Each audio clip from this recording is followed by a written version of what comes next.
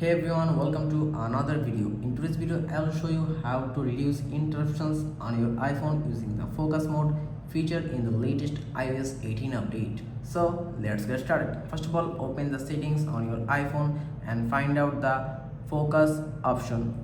There you can see the reduce and interruptions option and tap on it. When reduce interruptions is active, your iPhone intelligently filters notifications. Important notifications will come through while less important ones will be silenced.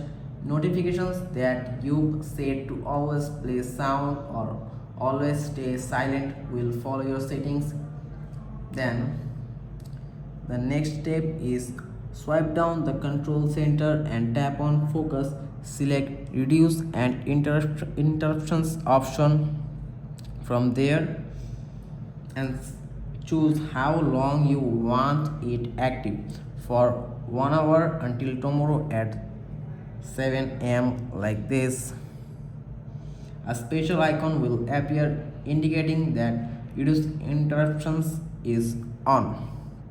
Here you can see this. To turn it off, swipe down the control center, tap on focus and tap reduce interruptions option, and that's it. It turns off.